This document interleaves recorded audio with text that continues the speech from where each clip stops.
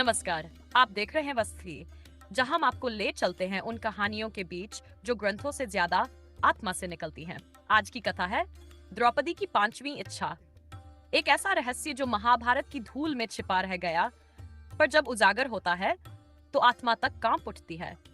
Video शुरू करने से पहले कृपया चैनल को सब्सक्राइब करें, इस वीडियो को लाइक करें और इसे उन सभी तक पहुंचाएं जो भारतीय इतिहास की गहराई को महसूस करना चाहते हैं।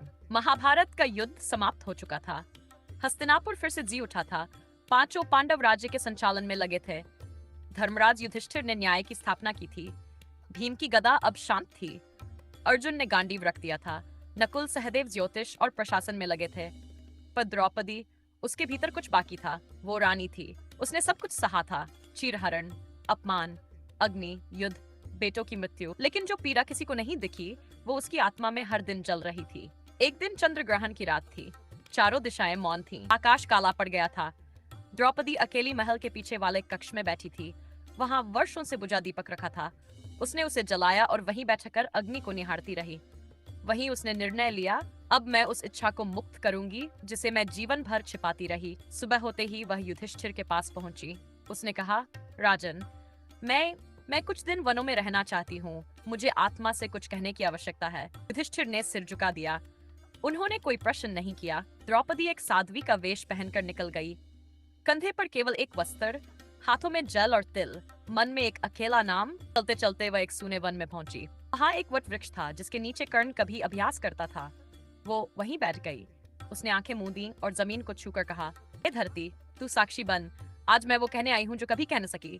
5 इच्छाएं थी मेरे जीवन में, 4 पूरी हुई।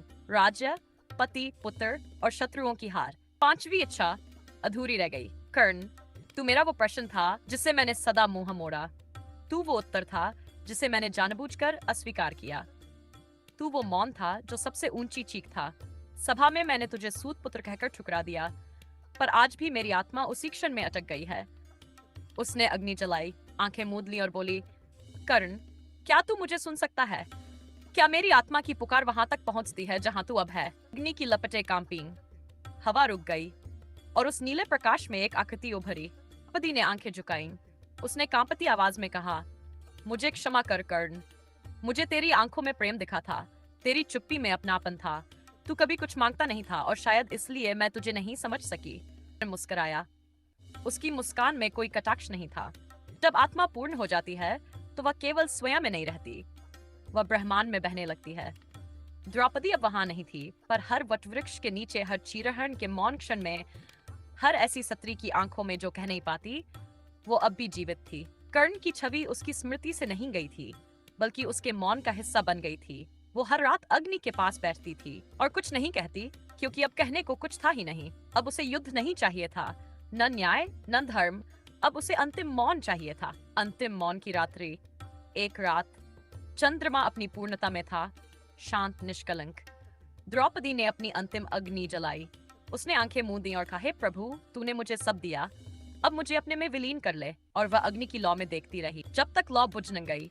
उस रात कोई आर्तनाद नहीं हुआ, कोई विलाप नहीं, केवल एक पूर्ण आत्मा का शांत प्रस्थान। विरासत, द्रौपदी की 5वीं इच्छा कभी किसी ग्रंथ में नहीं लिखी गई, पर वह हर स्त्री की आत्मा में बस गई। वह इच्छा थी न समाज से, न पतियों से, बल्कि स्वयं से।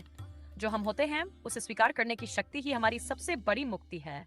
अब आपकी बारी है। अगर इस कथा ने आपके मन में कुछ हिला दिया हो, अगर आपको लगा हो कि द्रौपदी केवल एक पात्र नहीं, आपके भीतर की कोई अधूरी बात थी, तो इस वीडियो को जरूर लाइक कीजिए, क्योंकि अगली बार जो कथा आएगी वह किसी ग्रंथ से नहीं, आपकी आत्मा की गहराइयों से निकलेगी। और अगर आप चाहते हैं कि ऐसी कहानियां बार बार आप तक पहुंचती रहें, तो अभी वास्तु शक्ति चैनल को सब्सक्राइब करें।